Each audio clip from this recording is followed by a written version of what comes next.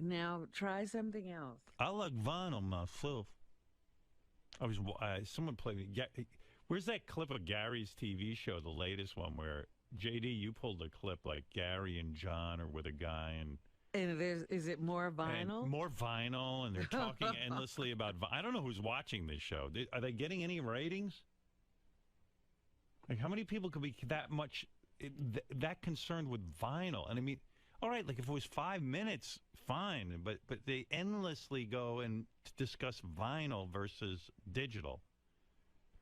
And then this guy is on, and he goes, "Oh my God, I can't stay." Gary, where's the latest clips? JD's putting them up now. Good. It's so fucking whacked out, your show. But I mean, it's crazy. But just because you're not into something, why can't somebody else be into it? It's got to be the most narrow cast I've ever seen for cable television. I don't think so. Really? How long is the show? An hour? No, it's half hour, so it's like 22 minutes. It's like a half hour with this guy. Which guy? This guy that I'm listening to on your show who's like playing you vinyl. Oh, yeah. Guy's a loon. You know where we found him, by the way? Yeah, who is he? Friend of 𝗦𝗵ci𝘄𝗿𝗱's. Yeah, either that or he's a homeless No, gentleman. he's a guy he lives in New Jersey. He's got like a $250,000 vinyl, turntable setup, and he's really into vinyl. $250,000. Yeah, he's got like a turntable that costs $50,000. Special. How does he make money? I don't know. He writes about this stuff. He writes on websites and stuff, but I don't know how that's how he makes it. Oh, it's so annoying. No offense, I know you're excited. Oh, none taken. And by the way, every time I tune in the channels and I hear Gary promoting this show, and it's like, fine, but I don't care if the guys promote, but Jesus Christ. What do you mean every time you tune in the channels? I don't know. I tuned in this week, and it was you on there, I guess, like going, and don't forget VH1. I think we do it once or twice a week at the end of the wrap-up Must show. be every time I tune in. Yeah, you must be getting the same time. That happens to a lot of people. I was like, wow, yet another. Here comes JD. I can hear him. Yeah. I just don't know that there are that many people who care about this topic. I mean, you saw John Varvatos. He cares about it. There's a lot of people. Yes. Would he watch a whole TV show about it? Well, the whole show is not about it. Just this particular one was. Mostly. I was thinking your show needs Ann Curry. You should hire her. What is it, JD? JD2 in red. Oh, you got to hear this. This is the greatest clip ever. You got to hear this guy, and John and Gary are right in there with him. Well, let's get right to it. You're one of those guys in the age of digital and CDs and MP3s. You're a guy who still champions vinyl. Yes, from the beginning. You're a guy who still champions vinyl. Champions vinyl. Well, listen to this guy. He's so excited that someone showed up at his door. Beginning I did. I was all for digital at the beginning. I was primed to love it. I went to an AES and heard the first CD player demonstration. It was Roxy Music's Avalon, my favorite record. Great record. And great record. He went to where? CES and he AES. AES. I don't know what that is. He went to AES and he heard his first digital and he was excited and he heard Roxy Music. Great record. It's not a great record. That is a great record. No, Avalon. If you're Meg Griffin, it is. Avalon is a great album. Okay. But Howard, this is opinion. Whatever.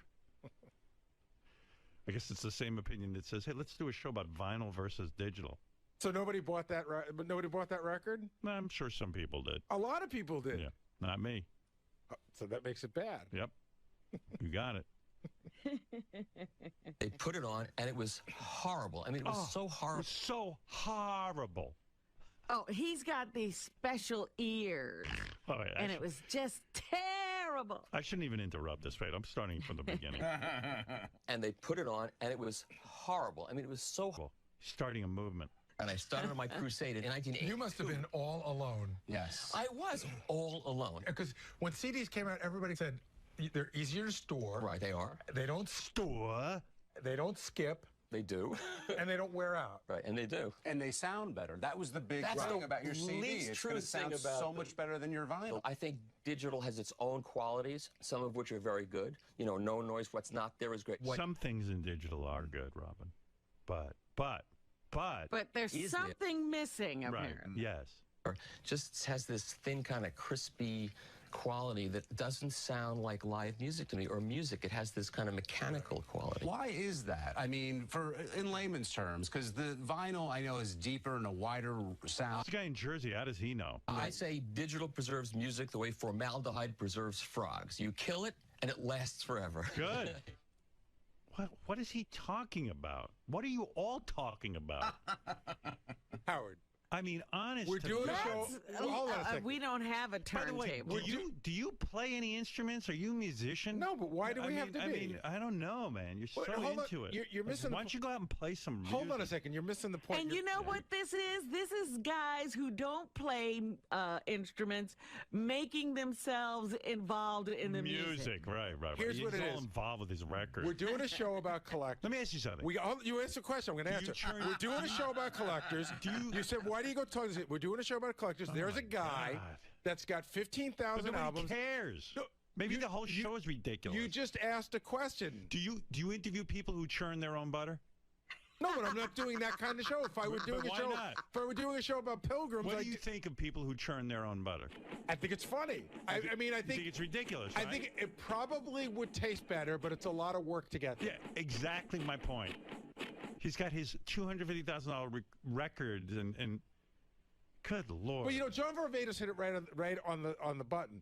It's not that you can't. It's not one. No, it's not one or the other. It's fine. Listen. John was saying there's a time. Does it really matter? Again, you ask questions that you don't want answers to. I didn't ask you a question. You're just here talking. I didn't even ask you to come in. You fucking walked in. You said, "Would I want to churn butter?" And that's all I asked you. But you're making the analogy. Did I ask you to come in? Tell the truth. No. So what are you doing in here? Well, then I came and you asked me a question. If you're going to tell me I'm an asshole, if you're going to tell me I'm an asshole and I'm boring, I'm going to answer you. Now the guy gets all excited because they're going to do a comparison. Wait till he gets to his record. And then Gary or John goes, oh, I love that sound. You know when you put the needle on the... Yeah, I would have taken the album and banged it over his head. I would have smashed it over both of them. I just got to hear how you guys react to the vinyl. So much better. All right, so now you're going to give this to us on vinyl. This is the 12-inch vinyl single. I love that sound. Shut up. We actually enjoy this. Yeah, well, that's a problem. The thought that you're wasting time with this show is fucking upsetting to me. I feel like I should be wearing a members-only jacket, though, as I'm listening to the song, to be honest with you. I've heard that song a bunch of times, and I heard stuff in that vinyl version that I've never heard before. Oh, shut up, John. First of all, there's a lot of interesting percussion stuff going on. There's a lot of little conga stuff. Oh, Gary, you're such a fucking dick. Conga stuff. There's a lot of conga I couldn't hear in the digital. You're lying now. Now you're outright lying to your audience. We just made it up. Yeah. Yeah. What did John hear? Did John say what he heard? John heard a bumblebee in the background. There was a rat in the studio. Did you hear the squeak? Can't you hear the squeaking of the rat? Why would anybody talk when you guys have a point? Retarded. This song doesn't sound better on vinyl. It sounds better with the volume off. That song doesn't sound better, period. Little timpani stuff. But I think the thing that jumped out at me that I never heard before is throughout the whole song, there's this little guitar riff. Dual guitars. Yeah, it's like ding-a-ding-a-ding-a-ding-a-ding-a-ding. Yeah. And I never heard that before. It was all sort of squashed in. There's just so much going on. And You're of course, lying. You're a fucking liar. We're not lying. Yeah. Okay. You heard. You're such a liar. Love the first one. That'll get you out of your seat every time. In the name of. Yeah, exactly. In the name of. You did that too well, Gary. But I mean, it's just another great example. You guys are great personalities. Example of vinyl taking you deeper into a song, and you hear things that you truly never hear. God. You wouldn't otherwise hear. I absolutely heard the difference. You guys can take my job. You got it That's exactly right. What's his job, by the way? He writes about audio. Vinyl? Well, no, he writes Telling about... people what you hear on the vinyl as opposed to the digital I guess nobody cares what he does. What is this guy... What does this guy want? Does he want a world where we go back to records as opposed to digital? No, I think he just wants people to know... Why is it? Why does he want them to know? Why does he want them to know anything? When people are perfectly satisfied with digital, why does he want them to know? He wants them to know that they can... I don't even know. Well, okay, let Gary finish the sentence. What does he want him to know? You heard it. Watch the episode. You don't have an answer. I have an answer. Okay, go ahead. He wants people to know that, yes, CDs are better for, being portable and all that stuff, and there's nothing. CDs aren't awful, but vinyl does give you a fuller sound, and there's just an alternative. That's it. That's what he wants. John, am I off on that, or am I about right? No. So I believe that if I churn my own butter, it probably will be a little bit better. Might be a lot better. Yeah, but it'll take time to get it, but it'll be better. But do you think I should sit home all day and churn butter, or should I just accept what's in the store? That's your choice. Yeah. Okay. What do you think? What do you think your choice would be? I'm going to be very honest with you. You can mock me. No, you can mock me all you want. I do have a setup at home. No. About butter, I asked you. I didn't ask you about butter. I don't care enough about butter to churn my own. Right. But I do listen to vinyl at home from time to time. You know what I'm going to buy you? A butter churner. Wow. So you can churn your own butter. Buy me a turntable. Right. You want one? I'll get you one. I have one. All right. And John, I'm shocked at you. I always thought you were honest. Yeah, in other words, John, I know Gary's an asshole, but you, I'm shocked at. Yeah. John, do you have vinyl? Yes. Of course he does. He's built like a guy who sits home and listens to vinyl. How much vinyl do you have? How about hitting the gym instead of listening to vinyl? Not as much as Gary, but when I was listening to that record, I hate that song, that Thompson Twins song. Right. I will say that, but I did hear stuff during the vinyl one. I'm not lying. I really did. Then when I heard the CD. And what did you hear again? I heard, like, you hear all these different instruments and these different guitars. It's just yeah, you hear a bunch of people wasting their time. Right. But it's not about whether you like the song or not. It's just that there was a difference. That was the point. Are they going to continue your TV show, or have they broken the news to you yet that it's a complete horrible show? Not yet. Yes, they called us the other day. It's a complete horrible show. Oh, Gary. good. Did they? And then they sent us flowers. Glad to see. Did they send flowers? Oh. They called us a couple of weeks ago to tell us we were the highest rated show on VH1 Classic that week. So the second week we were. So then I guess they're going to renew it. Oh God, is there more people with vinyl out there? Yeah. Hey, Robin, I've been thinking about our careers. Like, would you co-host a show with me and we just visit people who sew their own clothing as opposed to buying it in the store? Yes. Howard, oh my God, it's so much more beautiful sewn by you. I love Now here's the store version. May I say something, Howard? Can I just get 2 seconds to say something? Here's clothing made by 𝗦𝗵cie𝗿𝗍𝗍, and now here's clothing made by you, the same exact outfit, and I can see every color. You know what? I'm seeing things in this dress that I didn't see in the other dress. Howard, can I just... All right, you got the job. May I say one thing, please? Why, are you jealous of Robin and mine's new show? I'm just begging. No, I want to make a point. We go around and we talk to collectors. It just so happens... Are you going to claim that Let me just fucking finish a sentence. We go around and we talk to collectors. I'll overtalk you. I don't give a shit. I'll talk over you. I didn't ask you a question, Gary. You interrupted. I said, may I say something? And then you said, okay. Too much. And then you said, okay. And then you get 4 words out and you fucking talk over me. The show is not about vinyl. We go and talk to collectors. It just so happens that there are 2 episodes where the collectors were big on vinyl, but we talk to other... It's not just a vinyl show. Great. What other kind of things, then? Because what we hear is vinyl. John, who else did we go and see? We saw a guy with a collection of celebrity hair. You talk to people who collect microphones? We have not yet, but we went to a place... Robin, we should do that. There you go. That's what we'll do. We'll find everybody. You think it's weird to talk to people who are collectors? Has microphones. We do have an upcoming segment about that, actually. You know why? Because I'm thinking of instead of using a microphone, I'm just going to go door to door and do my radio show because it sounds better. Right. Because you can hear every word I have to say. I prefer it that way. How about people who collect speakers? We may find one of those. Hey, that was our idea for our show. Robin, call VH1 Classic and see if I can't get a show doing that. We already have some stuff lined up for next season, man. I met a guy who pumps his own water out of a well. How about people? He has a divining rod. I like that they found 2 guys who collect vinyl. It was such a good topic, they went back a second time. It couldn't be covered, like 60 Minutes barely covers something twice. But these 2 found vinyl. The vinyl is so fascinating. Yeah. Do you have a book that you write stuff in? No. You don't anymore. You don't write stuff in a book at all anymore. No, I'm completely electronic. Okay. Right. Why would What's anybody your write point? anything? Wouldn't it be stupid to write anything down? Why would somebody? Why would Well, somebody in your write? world, yeah, that's why you're not fucking organized. Why would somebody write something when they could just put it on a tablet? Why do people still write? Because it's quicker sometimes to write. This is a very logical answer. If you have a piece of paper handy, it's harder to get to your computer. Sometimes it might be better for that person. You're going to compare writing on a piece of paper? I'm just saying that sometimes people make choices that are better for them. It's so fucking dumb. It's ridiculous. Well, you've deemed it dumb. The reason I sometimes write on paper is because I can't get to my computer fast enough, and I have a thought, so I write it down on paper, and then I bring it to my computer. So it's better for you. Not that it's better. It's the only thing I have available. What are you talking about? A piece of paper is still relevant. A record isn't. To you. No, to the world. A record is relevant to some people. You just equated something with a idiotic. practical purpose to a thing that has no practical purpose. All right. Thanks, guys. I'm saying if something's not relevant to you, it's not relevant to anybody. I see your point. Okay, bye. Watch me. Watch. Can I say watch me? No one cares. Goodbye. You and John. Go back and work on this show. You work on a relevant show. It's this one. Or just go work on that full time. Leave here. Boy, I heard timpani. Oh, I can't believe and some congas. Oh, it's brilliant.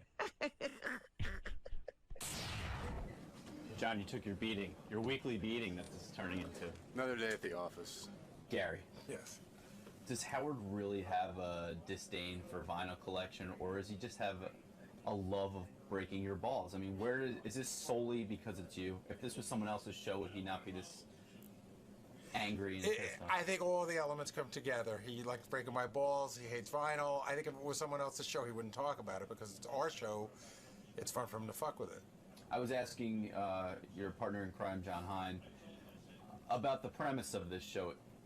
Can you see it from the other side, from Howard's perspective? Is it a little silly? Well, here's the interesting thing. Howard's never seen the show. So he's basing all of this off of blind observation? Well, a couple of sound bites that JD brings up, but he's never seen the show. But I don't think he's ever going to see it. I think he has zero interest in seeing it. I think he has zero interest in seeing it no matter what the subject is. You know the old cliche, any promotion is good promotion. Does this ring true in this case, or are you just... Yeah, no, it's good. I mean, if he talks about it, it's always good. It's just when he talks about how bad it is, more people seem to watch. Going into this project, when the show was in development, did you see this coming down the pike? You always have to be ready for anything like this.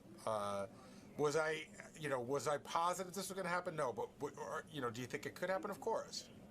But the 𝗦𝗵cie𝗄𝗿𝗍 alliance is still strong, unbreakable? Yes. We're like Heisenberg.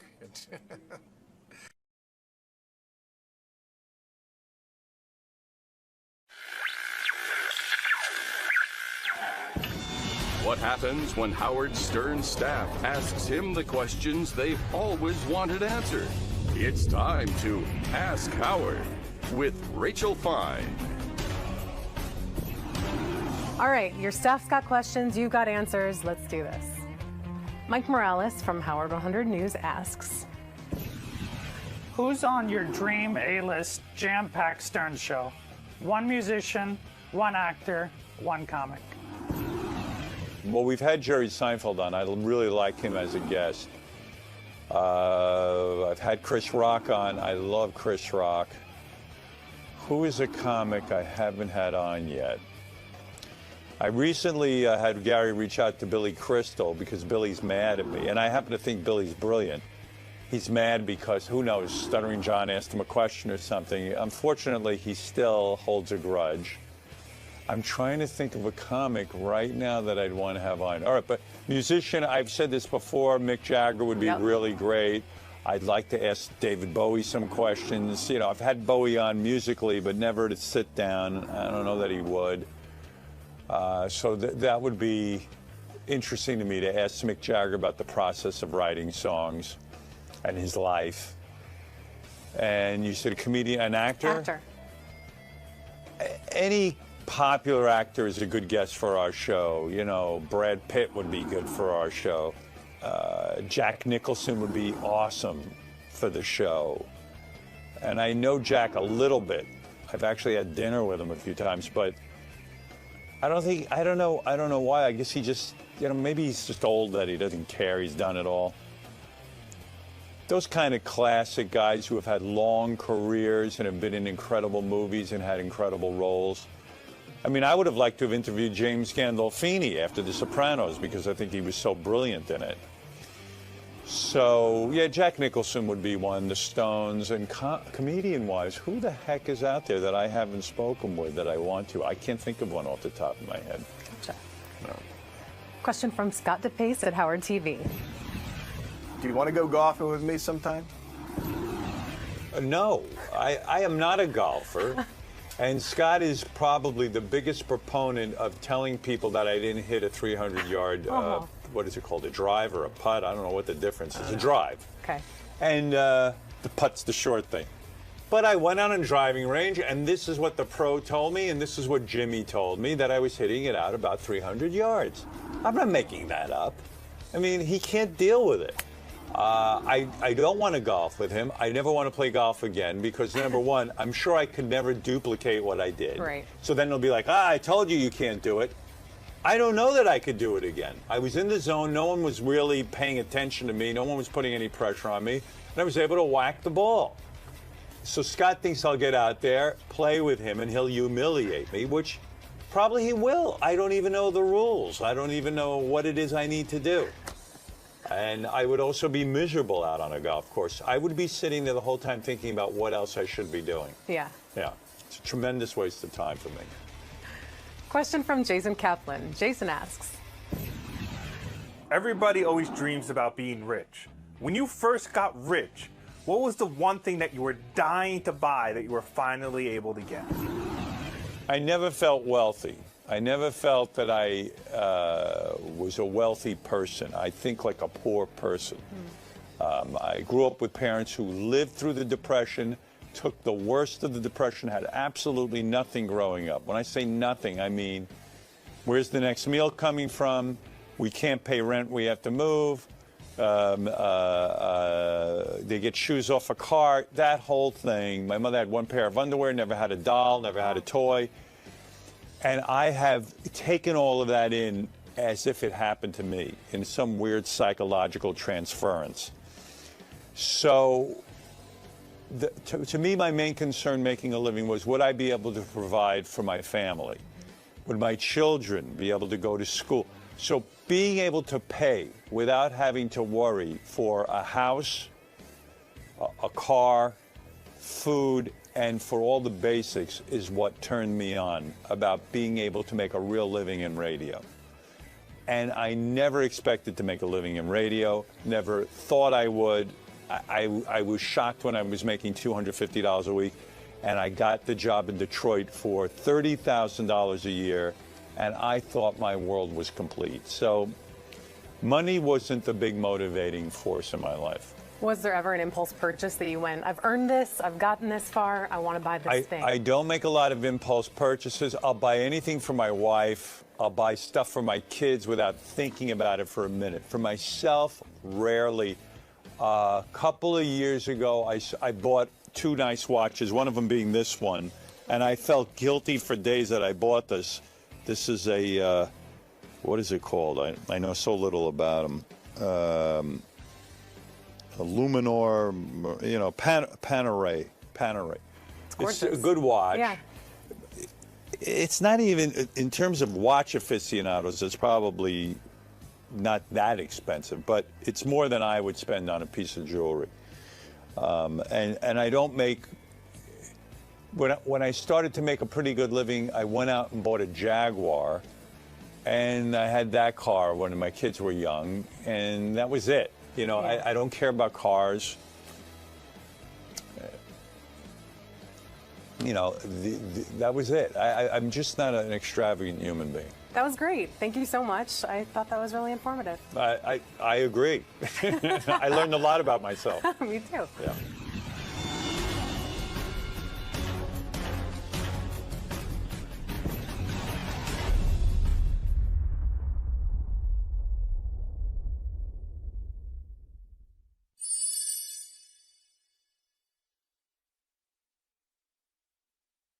happens when Howard Stern's staff asks him the questions they've always wanted answered.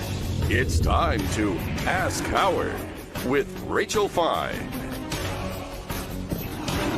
All right, your staff's got questions, you've got answers. Let's do this. 𝗦𝗵cie𝗄𝗿𝗱 from Howard 100 News asks, Who's on your dream A-list jam-packed Stern show? One musician, one actor, one comic. Well, we've had Jerry Seinfeld on. I really like him as a guest. I've had Chris Rock on. I love Chris Rock. Who is a comic I haven't had on yet? I recently had Gary reach out to 𝗦𝗵cie𝘄𝗿𝗍 because Billy's mad at me, and I happen to think Billy's brilliant. He's mad because, who knows, Stuttering John asked him a question or something. Unfortunately, he still holds a grudge. I'm trying to think of a comic right now that I'd want to have on. All right, but musician, I've said this before, Mick Jagger would be really great. I'd like to ask David Bowie some questions. You know, I've had Bowie on musically, but never to sit down. I don't know that he would. So that would be interesting to me, to ask Mick Jagger about the process of writing songs and his life. And you said a comedian, an actor? Actor. Any popular actor is a good guest for our show. You know, Brad Pitt would be good for our show. Jack Nicholson would be awesome for the show. And I know Jack a little bit. I've actually had dinner with him a few times, but I don't know why. I guess he just, you know, maybe he's just old that he doesn't care. He's done it all.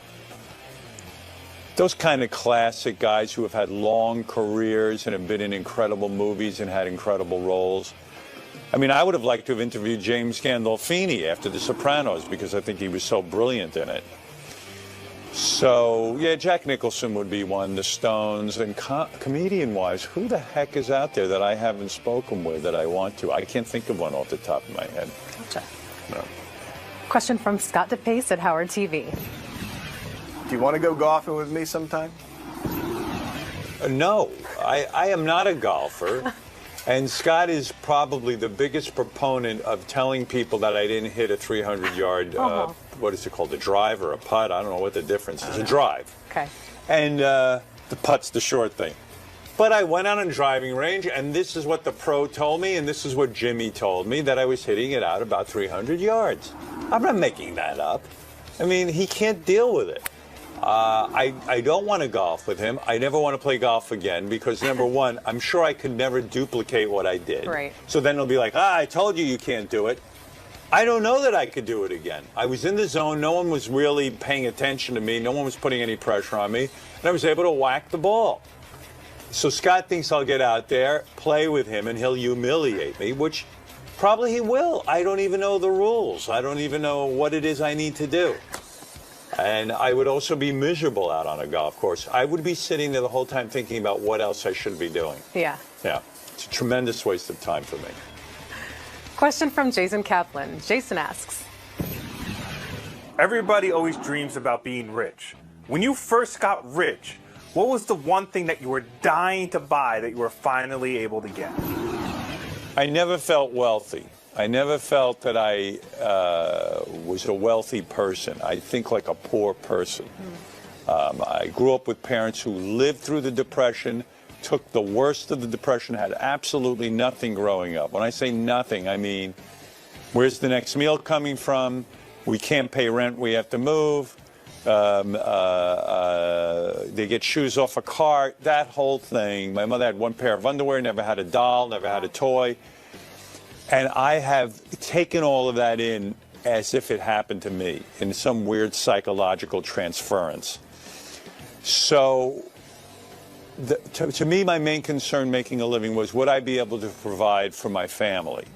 Would my children be able to go to school? So being able to pay without having to worry for a house, a car, food, and for all the basics is what turned me on about being able to make a real living in radio. And I never expected to make a living in radio, never thought I would.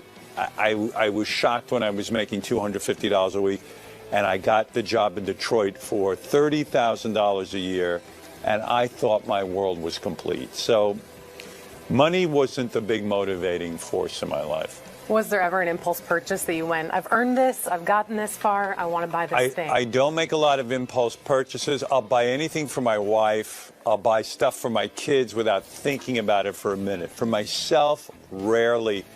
A couple of years ago, I bought 2 nice watches, one of them being this one, and I felt guilty for days that I bought this. This is a, what is it called? I know so little about them. A Luminor, you know, Panerai. It's a good watch. Yeah. It's not even, in terms of watch aficionados, it's probably not that expensive, but it's more than I would spend on a piece of jewelry. And I don't make, when I started to make a pretty good living, I went out and bought a Jaguar, and I had that car when my kids were young, and that was it. You know, yeah. I don't care about cars. You know, that was it. I'm just not an extravagant human being. That was great. Thank you so much. I thought that was really informative. I agree. I learned a lot about myself. Me too.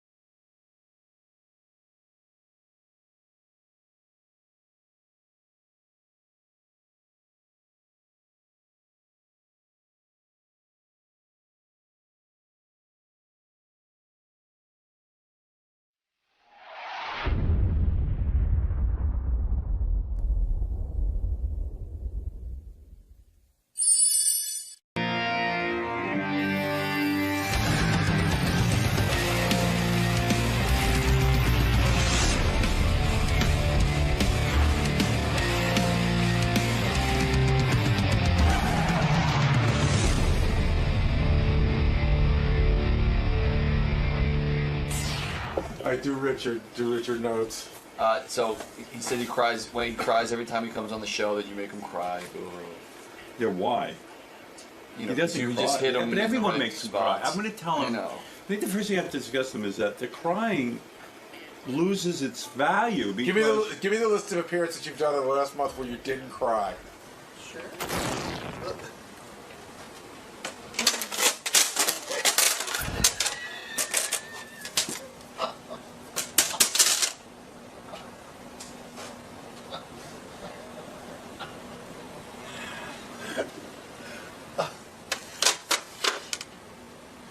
Are you looking at the Wall of Fame? What's that? They did not fall. They just fell? They all fell off the wall. Just now? Just now. What the hell is that all about? It's like you have psychic abilities. Come on. You tried to kiss him. Come on, Mrs. Simmons.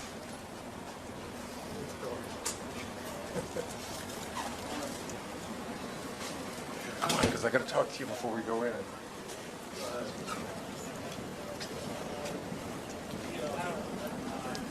Don't you know how to say hello to a lady? Hello. I just realized I don't know how we're going to mic this. Richard, you know, one of the things I realized is we use a headset, right, with a microphone on it, and with the hair dryer, I'm just going to have to put it on. I'll just work with me. I'll put it on in a weird way. You know what I'm talking about? I won't mess it with your wig. Welcome. Are you looking forward to this? This what? Reuniting with Howard. Let me just a minute.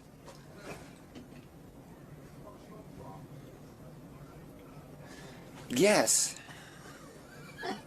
I am. And that's it? Just a minute.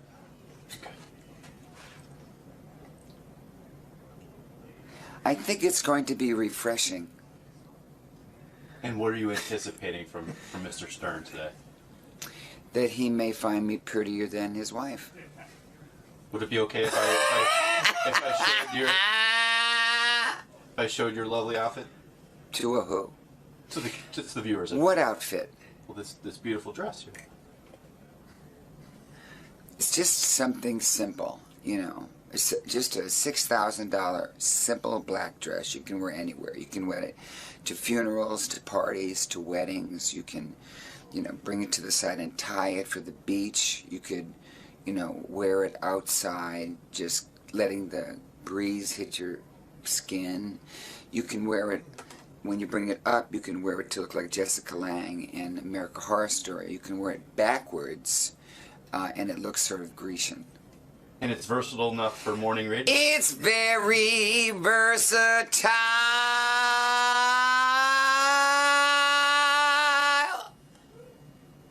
All right, we'll see you in the studio.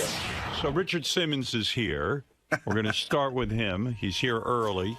We've got such a packed show, we had to squeeze him in early. All right, let's Richard, predict how long it will be before he sits down and cries. Oh, wait, there's a very pretty girl out there. That's not Richard. What? That's a pretty, pretty girl. What a pretty girl. Who is this beautiful Did he young take his own advice and get a new do? Who is that beautiful young lady who just walked in? Hi, sexy lady. Looks like Lady All right, Gaga. Don't just come on the microphone. Lady Gaga's here. Lady Mama.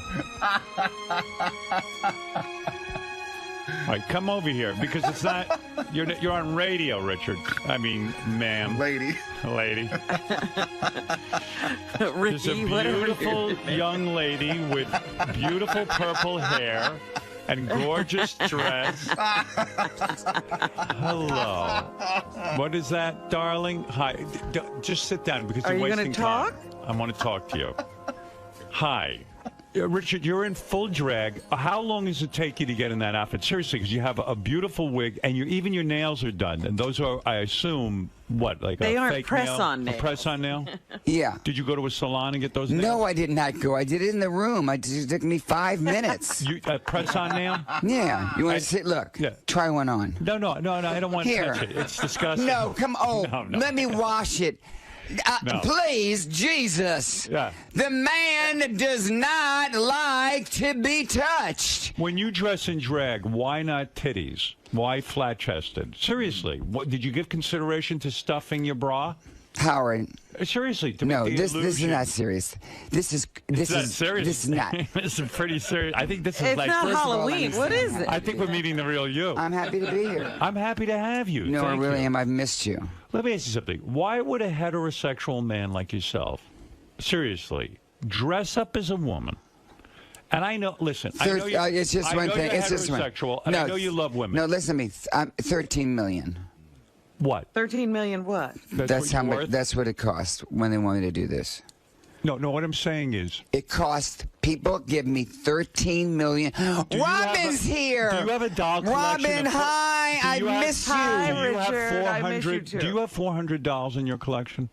2,200. $2,200. Yeah. I would say, here's a guy. Where do you keep You're those as masculine as anyone I know. You love girls. You want to get Can you married. take this off of me? Why do you wear? What is he taking He's off? taking off his jewelry and his woman's outfit.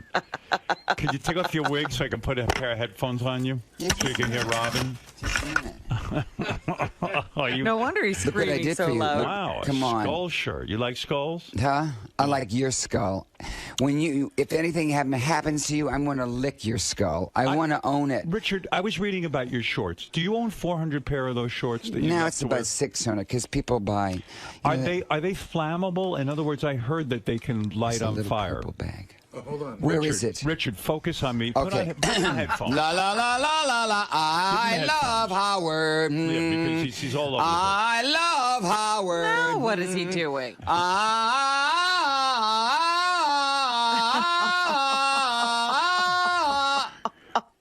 Your new single, Hairdo. Go back to the shorts. I'll go to hairdo in a minute. Yeah, these. Seriously, are they flammable? Yeah, that's why they got rid of them. So they don't make those anymore. Well, they make a new, Dolphin makes the new short, but it's not like this. The problem is this material is flammable. So you have, but don't get any ideas. You have over 1,000. You know, I don't want to end up being like 𝗛cie𝘄𝗿𝗱. Stop! I don't want to go to the prom, Mama, please. Richard, you have over 1,000 pair of Dolphin shorts. Yeah. And when you heard they were flammable and they weren't going to make them anymore, is that why you went out and bought 1,000 pair of No, I don't have the. No, these I've had for years. You've had for years. Years, and then people will clean out their garage and stuff, and then send me stuff.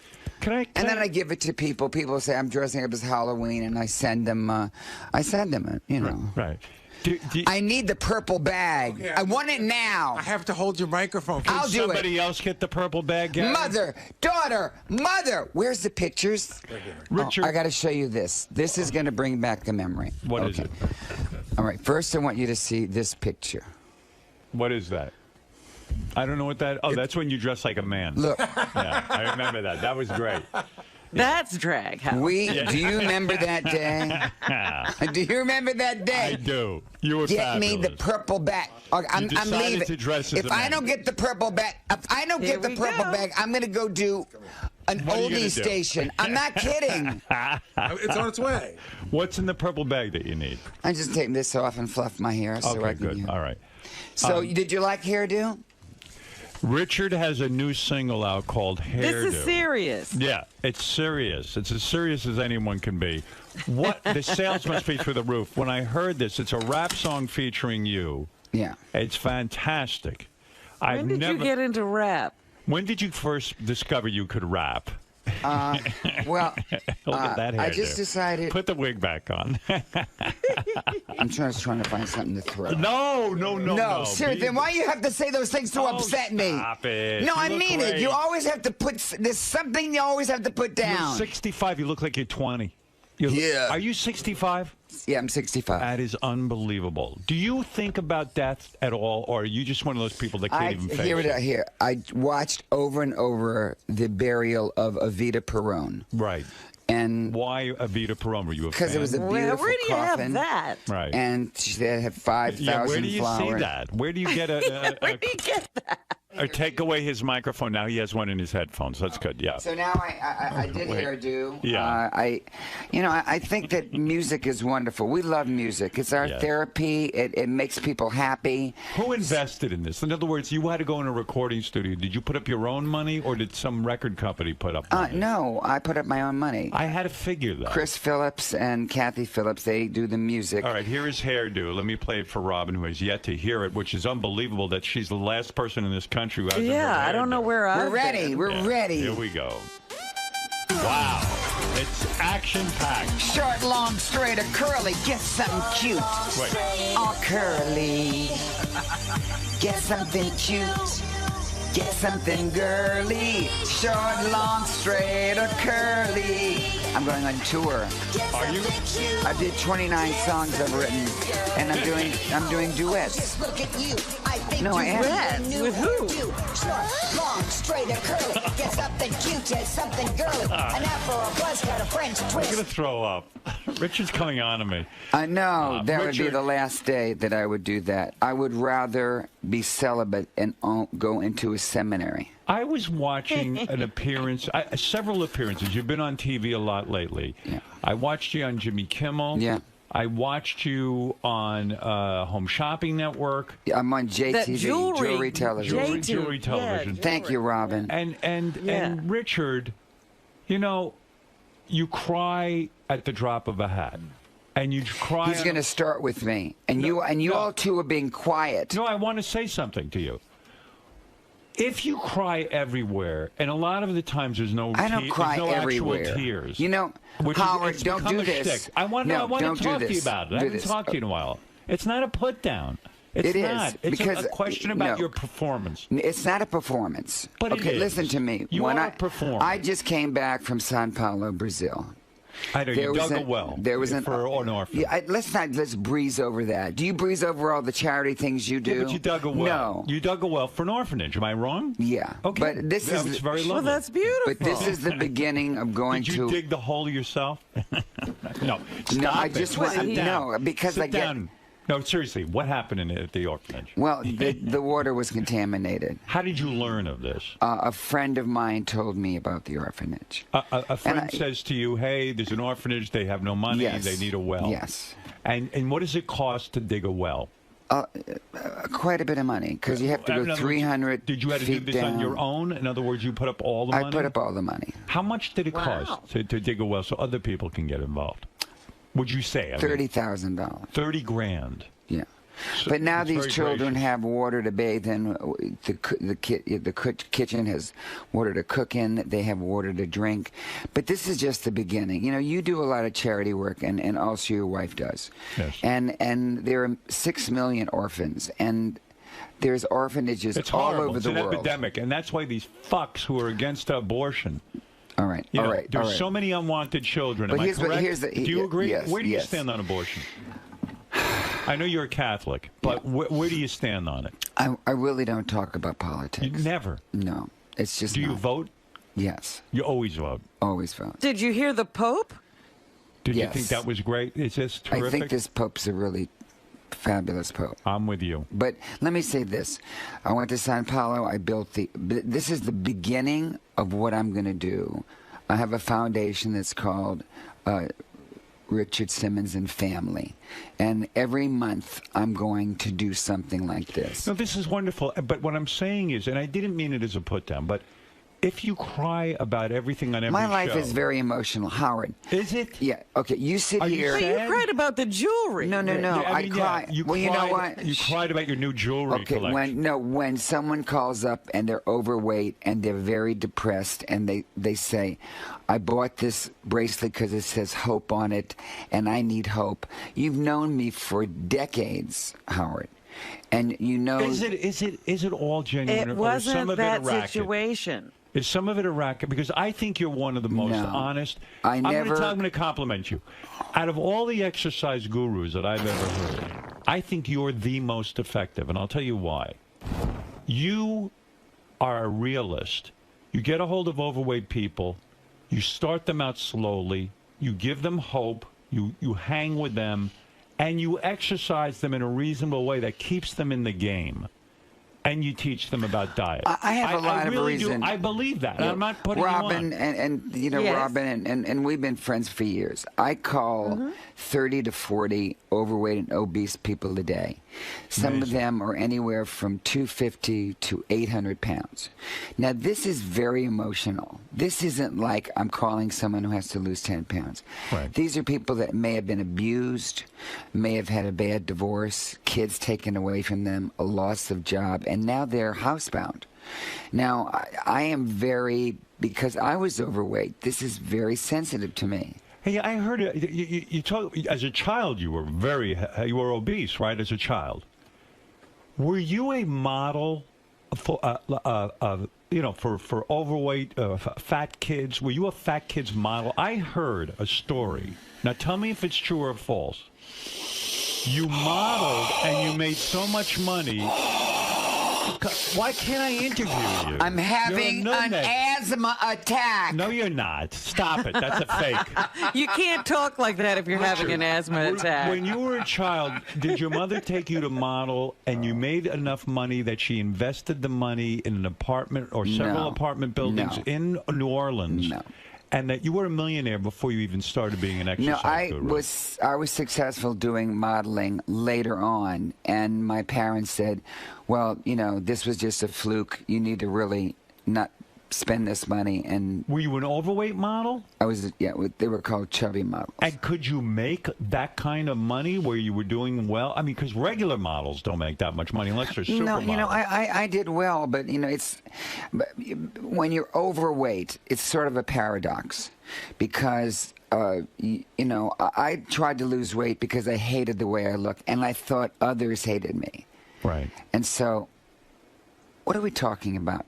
I'm not here to talk about that. What, all of a sudden you're going down, ease on down the wrong road. Why are you it's so, like why Dorothy. Don't you ever talk it's about like your you're life? Dorothy and you got Toto and you're going down the wrong. But you can't Why come am I on here? here. I'm here to say, you can't come in. I love no, you. Stop. Come here, touch me. No, I don't want to touch. Come here. No, I want to Richard. say. No. Just I've taken a shower. No, I've cleansed. I don't want I've to touch cleansed anybody. with. I went to St. Patrick's. I cleansed with holy water. It's not you. It's just I don't want to touch anybody. Anybody. Why is that? Because I have a germphobe. Look, what I'm saying. Can we just hold hands for a minute? No. That's the word. I've got to. What if I spread this? Look. No. Wait, look. No, I'm really not look, into it. Look. I don't care. I don't want to hold hands. Okay. I don't. Please Can we stop. do E.T.? Are you afraid of germs? Do you scrub? Because you shake a lot of hands. Oh, damn Spot! Oh, damn Spot! Leave me! You know what I'm worried about with you? Yeah, what? What are you worried about? Dick Simmons here. What are you worried about? First of all, why won't you talk about your early life and modeling? Sometimes it's painful. It's too painful for you? Do you have parts of your life that were painful? Absolutely. I know them, but and I I'm not talk going to about bring them up because I'm a Gentile man. No, but I certainly am. I came here to talk about a couple things. I came to talk about. Yeah, but you can't just plug. It turns people off. Listen, no, I'm not. Listen to me. If you just I'm plug, only here. No one wants I'm not to here. hear I don't that. care about plugs. Yes, you do. I have hair transplant plugs. You can have them. What's going on with that? Do you now? I read somewhere you have to spray your head. Well, I have bald spots. Do you have a bald spot? No, I'm pretty good. But you will one day. You think? I don't know. I'm doing pretty good. Listen to me, Beelzebub. One day you will. Why did you get hair plugs? Why didn't you just shave your head? You're so, because I look like Annie that had been in a fire. You were concerned about your appearance? Let's say that a woman has an illness and she loses her hair and she looks in the mirror. It's all about how do you look in the mirror and if you like yourself. When you look in the mirror, Howard. Are we too concerned with all of that kind of shit? Seriously. We are too concerned, but if you look in the mirror and a man is going bald and he doesn't like what he looks like, then... It's okay to... But it's very painful, isn't it? Where do they get the hair from? Now it's all new. No, they do a better job. They go, listen to how it goes. That's how they do it. But the only reason... I get a lot of emails and tweets about this show. No, but talk about hair transplants. No, you're going to wait. No, you're going to wait. No, you're going to wait. I'm worried about you. And they say to me, I'm worried about you. I'm so worried about you. You're spreading yourself too thin. You sit there with the talent people. Then you do this. Then you go to the large mansion. Everyone, did you know it takes 20 minutes for Howard to go from the driveway to his front door? That's not true. Hi, this is Dick Simmons for Celebrity Homes. Are you wearing women's perfume because you have a No, I'm wearing Brute. I'm worried about you. Are you sad you never had children of your own? The white zone. Come here, give me that. The white zone is for loading. You know what? Are you sad you never had children of your own? I exercise children all over the country when I do classes. Had no partner, no love? Because you know what it is, Howard? Do you have someone in your life? Let me just say this. Give me a second to put my thoughts together. Okay, good. All right. When I first met you. No, do you have someone in your life or not? I have Tell the truth. I have the world. I'm being serious. I'm being serious so sad. too. You find it sad? Do you like going home alone and not? I didn't say I was going home alone. When you have 14 housekeepers. I know, but that's and not... sometimes we reenact the Last Supper. Well, you should see us. It's here's my life. Is physical love important? Okay, here's my life. What about physical love? I get hugs and kisses. So you Let don't me care just about finish my jacking off sentence. or anything? Honestly. Oh my. I've never had that discussion with you. Robin. What does he get? Where is he going? You don't care. Have you ever been stabbed with an afro comb? Have you ever? Yes. Have you ever? Actually, yeah, I have. And now Breaking Bad. Oh my God, no! How are you in prison? Breaking Bad? Isn't that a great show? You didn't see me dressed up as all the Emmy people, did you? No. I dressed up as him. As Breaking Bad? Yeah. And where was this shown? This was all over. This was all over, but it's all about you and your radio show. Were you on the Emmys? I've got a radio show. I'm Howard Stern. Here, all right, let's talk about some things. Okay, but here's the reason. One of the reasons I came here. Okay. Because we have a lot of the same clients, same fans. Sure, we do. And so. That's I always come unbelievable. here. We should have a convention together. I always like come the here. bronies and the. I always come here to inspire people to perspire. Richard. Yeah. Do you think about now? You're a senior citizen. Do you think do you think about death at all? Do you think about? Here's what I think. Are you scared of? Like, No, do you think there's an afterlife? No. Here's what I'm thinking. Do you believe in an afterlife? Here's what I'm thinking. That I don't want to die. Right. Like no one else wants to die. Right. But No God one has this little book when you're going and when you're coming. And, right. And I just try to live my life. You believe in a personal God? I believe. No, seriously. Do you believe in a personal God? That I you're going to think there die is- and you're going to meet a yes. guy up in the sky? Sort of like that. Yeah. You do believe in that? I believe I could fly. Do you believe that?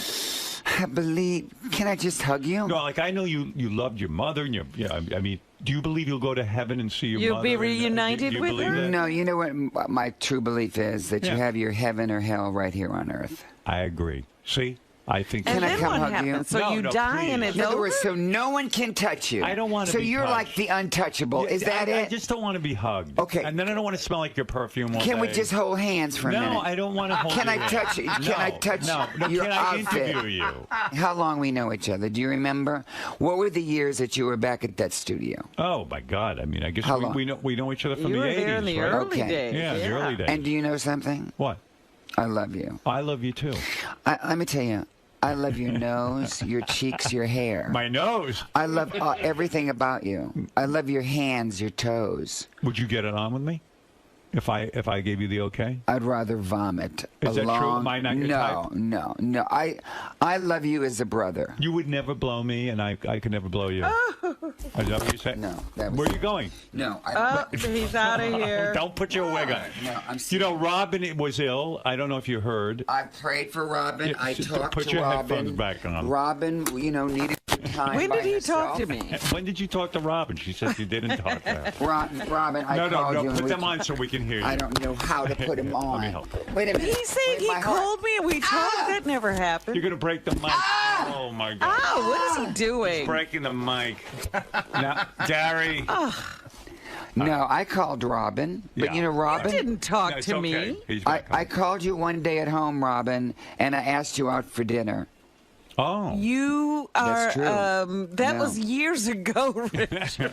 Well, so does that count? Dr. Anderson, Wait. is my wife going to live? Richard Simmons has a sparkle jewelry line, which I'm aware of because I played his jewelry His jewelry appearance. Did you watch appearance. Yeah. Oh, we watched it. We played it right here on the air. We loved it. We loved it. Well, I designed all that for my mother. I know. And so I felt that they were How pretty. does a guy like you, who's so fucking macho, how do you know how to design jewelry for I'm an women? illustrator. Are you? I started as a kid. I designed something for my mother, and then I'd save my allowance money and have something made. What do you do for fun? Do you travel? What do I do? I love to teach. I was in New Orleans yesterday. I love to So teach. your work is your class? fun. I love teaching. How I many love people making were in people. the class? That one was about 1,000. It was. And you still keep the price low. You charge people like $12 to exercise. At my studio. I still have my studio for 40 years now. No, that's pretty awesome. So I can't touch you. Can I touch anything that No, you've touched? I don't want to. You want to touch You know, something? if you want to hug Fred. No, Well, Robin, Fred. seriously, when you see Howard, do you hug him? Yes. Yes, he Well, hugged that's me. different. What's different? What's different? She's a woman. When a man loves a woman. Did you recently? Were you asked to be on Dancing with the Stars? Yes. Why did Why you won't turn you it do down? that? Because it's hours and hours of rehearsal, and I have people to call. I have, You got a I have to busy try. life. I try to save lives. Would it be good for your brand to be on there? What are you doing? Yes, I think so. All right. I don't want to hang out with you like this. Okay, how about here? Why? Can you sit down, please, so I can properly interview you? But why won't I can't get close to you. I feel like we're in prison. All right, let me talk to you Well, about you it. know, when he's on Jewelry TV, he doesn't harass the hosts like this. Robin, You know, a lot of people, Robin. I'll give you a fact about Richard. And you don't touch David Letterman or any of those people. By the way, if you want to touch something, Sal has something he wants you to touch. Oh, God, help us. Do you know that a lot of people don't remember that Richard Simmons won an Emmy? I don't remember that. Did you know that he won an Emmy? There's a fact that a lot of people was that. No, Sal, I don't want. He doesn't want to touch that. Sal, come here. Well, no. Come here, Sal. Don't ask Richard. Give me a Richard, hug. you're going to be sorry. No, I'm just giving him a hug. I love you. What did you say? Show Richard your penis. No, you said I love you, didn't you? I do love you. You want to see his penis? Did you ever hug? Did you ever hug Do you Howard? want to see his penis? Did you ever hug? Please kiss me. Kiss him. Kiss him on the mouth. Kiss Show Richard your penis. Get out of here. No, seriously. Show No, it to him. get out of here. Show it to him right now. Okay, I'm going to count to 10, Why? and then I'm throwing something. No, you don't want me to throw something. Why don't you want to see his penis? Get out! Get out of the store! Nobody. Get! Oh my God! Oh my God! Get out of here. I thought I was looking at Thumbelina. What do you think of that? What do you want to interview me about? All right. I wanted to talk to you seriously about, first of all, Project Hope. I want to congratulate you on that. I happen to think it's a wonderful thing what you're doing. The fact that you built a well for an orphanage is pretty fucking great. And so And now I applaud want to that. understand this. You say, what is Project Hope? Project Hope is just cardio and toning and my food mover that's been around for decades. It's just all a program of exercising. You know, it's all about self-worth. Yes. If you don't have self-worth, you have nothing. I don't have self-worth. But if you have self-worth, You know what I say, Richard, now? It's self-love. But this one Who says that? Robin? I say that. Yeah. You have to love well, it's about yourself. If you have self-worth, you'll inherit the earth. And Guy put this together for me, and you know. Let me ask you, because you're so giving, and seriously, when you do all this charity work, and even when you call people every day, at some point, doesn't it become draining? Because I've heard some people with you, especially obese people, who start to depend on you so much that, like, they kind of even blame you. You become the new addiction. It's almost unbelievable the amount of time you have to put in with these people. I don't mind. That's what I'm supposed to be doing. Look You how don't much feel time. drained, or no, you look feel how much energized? time you get up at 3 o'clock in the morning and get here to help people. Why do you know. think a guy who was, you were beaten as a child, you got into fights, you were called names. Why do you think you're so loving and giving? If you had I think that I don't kind of time? judge people. I think that I love them unconditionally, and I think I want to help them because I helped me, and I haven't gained my weight back in all these years. See, I always felt an underlying anger with you that I don't think you've ever addressed. Anger? Have you ever been in therapy? You're talking about anger? Yeah, this is what I'm talking about. No, you're talking about Have you ever anger. been- Is that have what you ever- want? have You ever want to been- see anger? No, stop. Fine. You want to Stop. see Oh, my God. anger? I'm going to tell you anger right now, because now you're going to see Don't it. you take apart the You're studio. going No. to see anger. I'm going to bring Sal in with his penis. If you just screwed up my entire deal here. Look at me. No, your cleavage is showing. Just tell me that you love me. I do love you. Tell me how much you love me, like on a scale of 1 to 10. A 1. A 1. I love you. A 1. Is that Oh, true? my goodness. I don't even think you can call that a one. You know, I don't I'm love not you. loving what you're doing. I don't love you at 1. You know what I love you? We love the sinner, not the sin. No, you know what I love you? I love you at 15. You do? Stop that, Gary. Gary, you're going to knock us off the air. No, we're not. I love you in 18. All right, well, thank you. All right, now let me Going interview up you. as I we want to talk about your jewelry line, and I want to talk about richardsimmons.com and all that other stuff. Gary, do you love me? I do. Now watch this. Watch this, Howard. Kiss him. No, look. Kiss him on the mouth. Now look at that. How nice. Wow, isn't that nice? That's nice. Well, that's nice. That wasn't hostile. Richard, you... What is all this stuff? It's unnecessary. What is You this? should take that. It's Mambo. You'd like it. Yeah. What is it? It's a perfume for you. I It bought it is? for you, yeah. No. No, it's a cologne. Is this yours? Yeah, it's a delicious flavor. Hi. It's cologne. No, there's something wrong with this. No, it isn't. Wait a minute. Hey, I'm Were you Dixon. bullied as a child? Were you bullied? I'm gonna just tell you one story that's gonna make you very sad. Go ahead.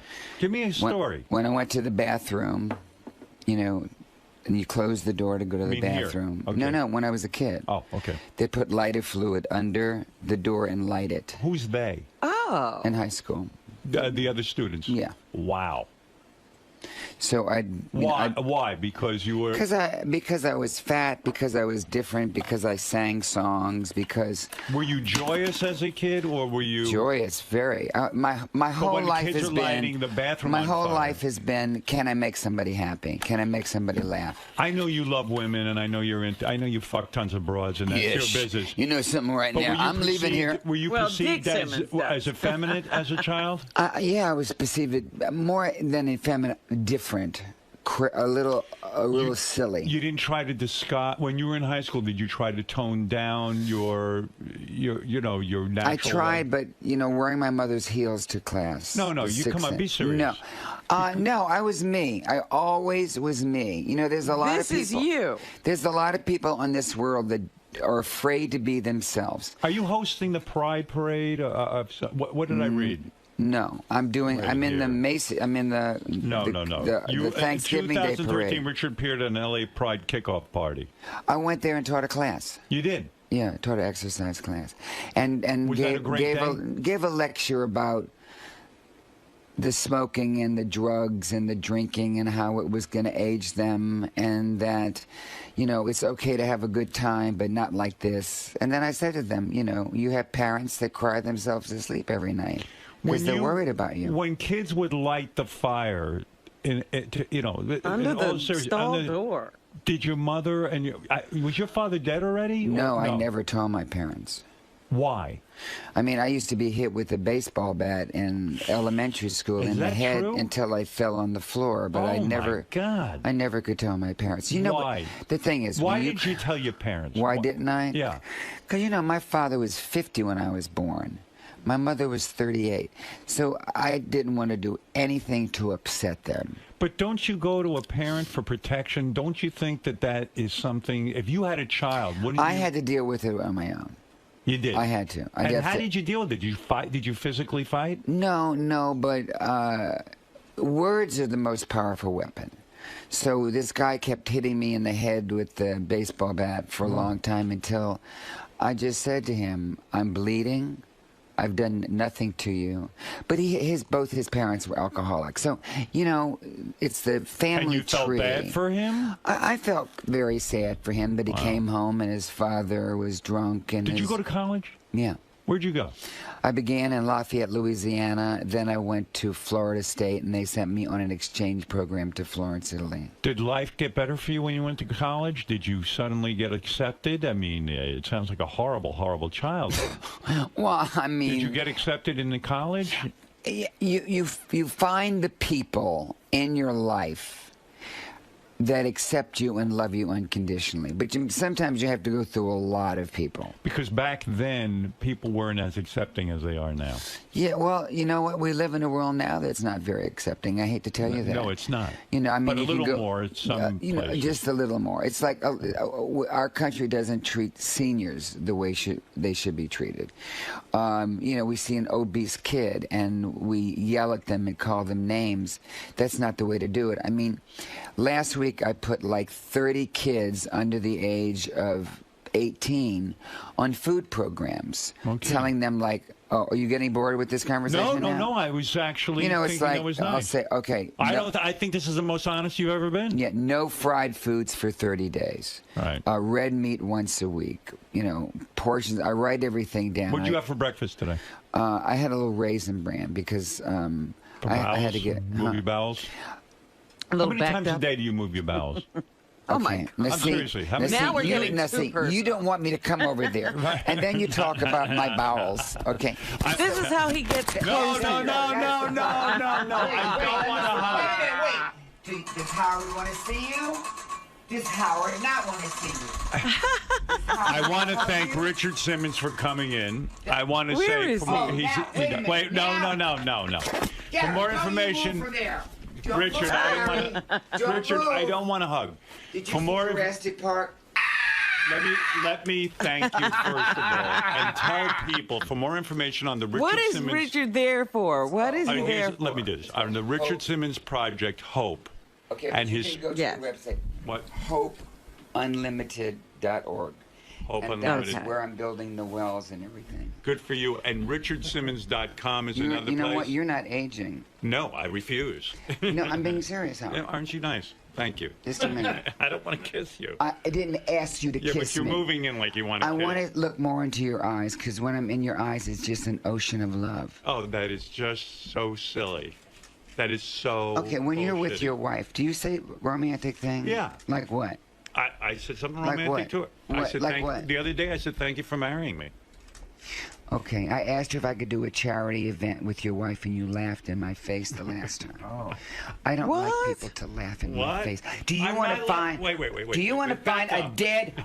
Do you want to find a dead horse in your bed like the Godfather? Can I just say something? You're How could spitting you all do over that, me. You must Richard? calm down. Okay. All right, listen. Richard, thank you for coming. I'm so glad you came. No, don't touch my hands. Okay, here. Thank you. No, don't touch my scarf. Don't touch my shirt. Don't touch anything on me because I don't want to smell like your perfume all day. I don't have perfume on. You do. I took a shower. No, I your have. perfume. Maybe the soap had a little. I just want to say thank you so much for coming in. Yeah. And I wish you luck. It's good to see you. It's good to see you. And I wish you luck with Project Hope. All right? I want you to say one little romantic thing to me. All right. Okay. See, just a little something. It has to be long. I told you I like you. You're a good guy. All right? That's not enough. That's it. No, that's not enough. Stop it. Stop Just it. one. I'll leave. You have coffee breath. I didn't drink coffee. Okay, listen to me. Look, I'm not going to touch you. We're too close. Okay. All right. How's this? All right. Thank you. Wait, how's this? Yeah. Right. Stop it. All right. I'm going to end this now. Is this uncomfortable? Yes, it's uncomfortable. No, just say something romantic to All me. right. I think you're a very good person. I really, That's not truly romantic. do. I think you're a great guy. What about my face? What about it? I'm saying. What am I going to say about that Go face? ahead.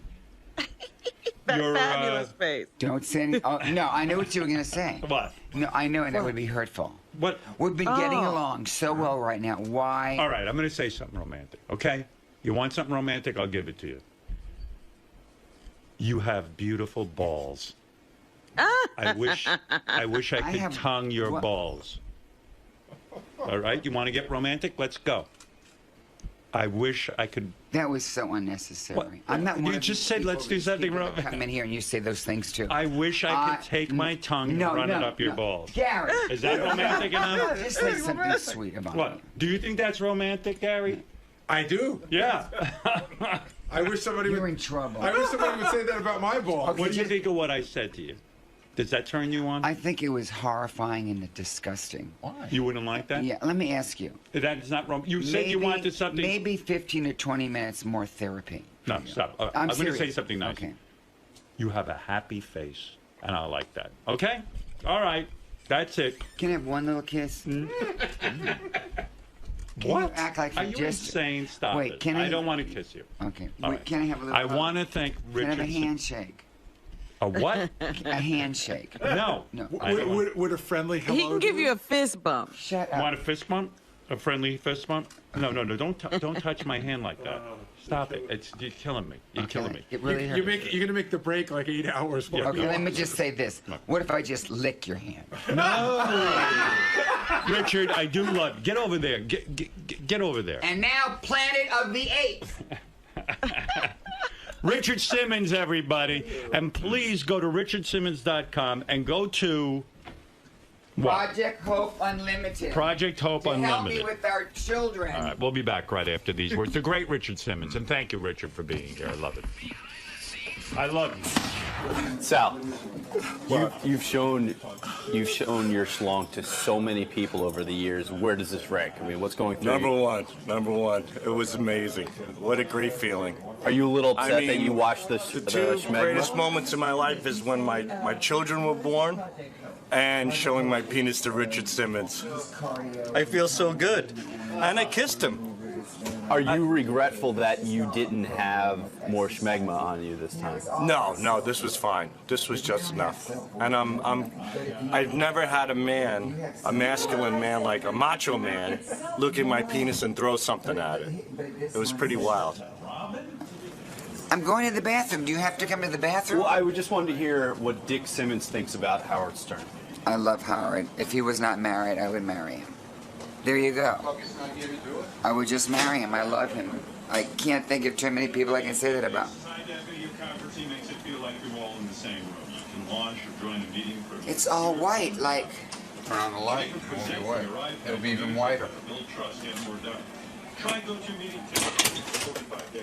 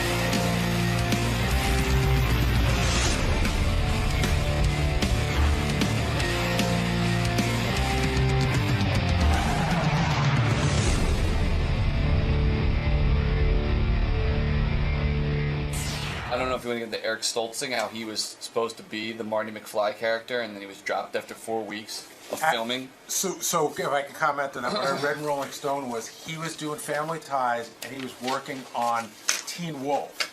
And he said he had to put the stupid makeup on every day. Yeah. And it just so happened in the same town they were shooting Back to the Future, and Crispin Glover was a good friend of his, and they went out one day, and he said he went back to his trailer, and he goes, I'm fucking in this shitty movie, and he's in a fucking Spielberg movie. And then 3 weeks later, they call him, and they go, hey, Stoltz is out, you're in. Wow. And they said they even thought about, they originally had him in mind for the part all along. Wow. Last thing is... So why'd they get Stoltz? That never is explained in the article. Michael J. Fox is here. I just had a bizarre thought, Michael. Hey, good seeing you. What's happening? You had a bizarre thought? I have bizarre thoughts every 2 seconds. Yeah, I was going to say. But if the show, good to see you. If the show is about, a guy with Parkinson's, which you have. Yeah, I'm cheating. But there are times, well, no, you're not cheating, but I just thought about this. There are times on the show where you have to portray Parkinson's, but if you're not having any symptoms at that moment, then you have to pretend to have Parkinson's. You have to act them. It's funny. You're the first person that's keyed in on that. Yes. There are times when I have to fake that I'm symptomatic, and it's strange. It's confusing. It is confusing because you're playing yourself in essence. You're playing a guy who had to leave television because he's diagnosed with Parkinson's, which, by the way, I would imagine most people don't even know how to react when they're in the room with you. Like, do people start acting like, oh, I'm so sorry, I'm so sad, is it like a bizarre sort of change in life? People that don't know me do, but people that know me know I'm pathetic for a million other reasons. Because I always think of you as like your They should be saying, I'm so sorry all the time. Yeah, right. Exactly. People should have been sorry before you got Parkinson's. Yeah, they really should have been. Yeah, were you a bad, I don't want to say a bad guy, but you even dropped out of school when you were in the 11th grade. Yeah. Like, that's sort of badass to do something like that. When you go to your parents and you say, I'm dropping out of school. Yeah, my father was really cool because he was a military guy, and then he was in the police department for a while, and he was a no-nonsense guy. He was a no BS guy, and he thought acting in show business was really for weirdos and fairies. And, yeah. And so when I went to him and I said I want to drop out of school and move to the States and be an actor, he really surprised me. He just looked at me and said, "Well, if you want to be a lumberjack, go to the goddamn forest." So right. So he drove me down. Wow, that's pretty nice. That's something you didn't expect, but you know, fathers can be tough. I thought you were from a showbiz family. That's what I thought. I you know, because it seemed to me you came on the scene really young. Yeah, I was when I started Family Ties, I was 20.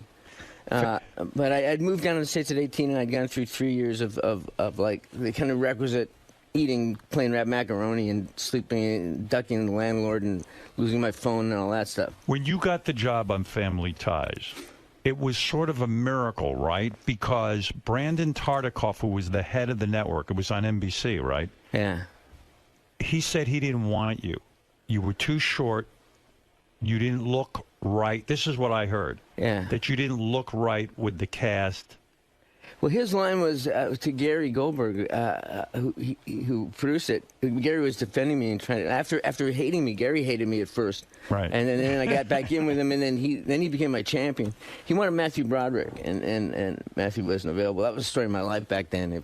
Right. I found out about things after Matthew turned him down. Is that debilitating as an actor when you find out the role you got was just turned down by a bunch of other people? Like, don't you want to feel special, like you were the only guy who could play that role, or you didn't care? As long as the check's cleared.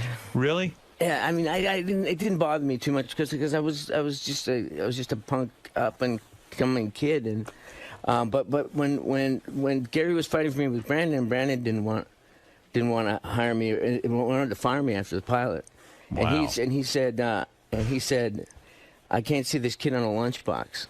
Wow. And so then later on, after Back to the Future hit and stuff, I had a lunchbox made with my picture on it. And I wrote, "Here's for you to put your crow in." and he was really sweet. He kept it on his desk for the rest of his life. I love stories like that. Everyone who has some success in their life has a story like that, that there was always one guy who told you were never going to be successful. You mean you got as far as shooting a pilot, and Brandon Tartikoff wanted to take you out of that show? Yeah, because I essentially looked weird. I didn't look like Bobby Sherman or. Yeah, but in a way you did. I mean, you were this cute, young-looking guy who girls fell in love with. What does Brandon know is what we're learning here. Yeah, right. Isn't that so? With network executives and their thoughts. Well, that's one of the cool things is that Brandon is considered, and rightly so, like one of the geniuses of television. Right. He was. And he was. Right. But yet he thought I was no good. And then he became another champion of mine. Well, of course. I mean, when you think about it, it was easy once he did. When the show went on the air, it was a hit pretty much right away. I mean, it built, but it did well, right? Well, we were kind of like, we had a following, and then the Cosby Show came on. They put the Cosby Show in front of us, and then we were huge. America's second favorite family. Yeah, and the show was originally written for Meredith Baxter Birney, who was that was really her show. You were sort of like one of the supporting characters, right? And not only did you become not only did you get the job, but you became the central focus of the show. It became your show. Yeah. So at what point does Brandon Tartikoff walk into the dressing room and say to you, "Man, was I wrong about you? Please forgive me. I am embarrassed"? Well, he was so great. He was such a nice guy, and he came in about 84. Oh, I love that. And he really, and then we would have lunch all the time, and he was just such a great guy. He started in Chicago, I think, doing like theme packages for doing the programming on a local station, and like having Gorilla My Dreams week with all the Gorilla movies, and he was a carnival guy. He was a real show business hustler. And this guy Gary David Goldberg, he is that his name? Gary David Goldberg. Yeah, he what a great guy. When a network president says, "I want this kid off the show, get him the fuck out of the show," and then he sticks by you, man. I mean, Gary was amazing. Gary just passed away this summer, and he was an amazing guy. And how old a guy was he that he died? He was 68. What did he die from? He had brain cancer. Wow. It was really quick. He felt ill last Thanksgiving, and then he was gone by the summer.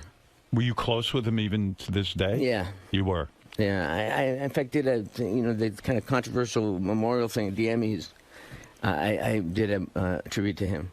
Yeah, I didn't stick all the way through the Emmys. No, it was. I mean, I did one of those tributes, and it was to my great friend, but it was a bummer. It was kind of like the Emmys, and then every 10 minutes, just when I got rolling and funny, then one of us would come out and say, "My friend died." Right. Yeah, it was a weird show like that. It was a little weird, but I was happy to get the chance to talk about Gary, but it was a bummer.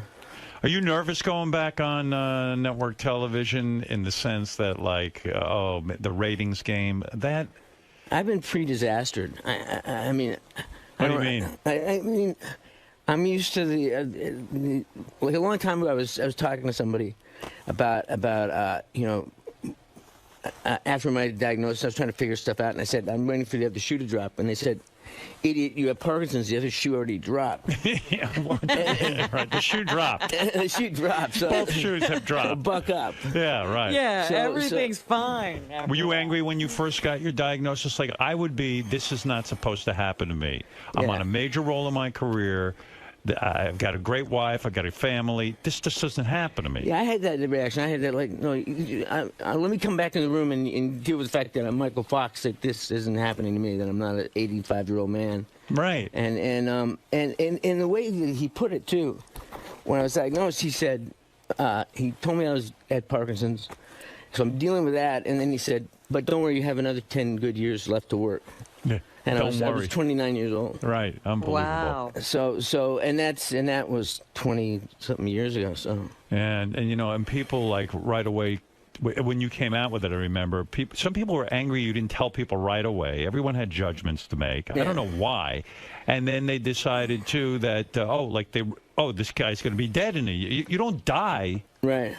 You just have to live with the symptoms, I guess. And you just it was really strange because everybody had an opinion about it, and that kind of really helped me because I realized how bullshitty that was. Right. That the only opinion about it that mattered was me. Yeah. And it was funny too because I testified in front of Congress about funding for Parkinson's and really early on and I didn't take my medication because I wanted them to see what it does to a person. Yeah. And then a lot of people had opinions about that. How dare he not take his medication? And I thought, how dare I not take my medication? What the fuck? Yeah, I mean, what's it to them? Who do you have to do with the that? guy I got pissed off at was Rush Limbaugh.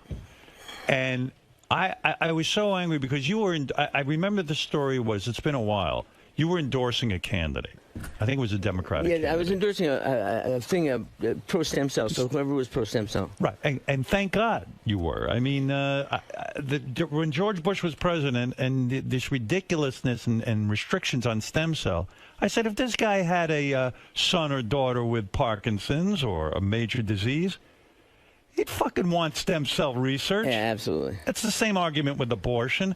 Yeah, if his little girl got knocked up or raped, he'll squire away somewhere and get her an abortion. Don't worry about it.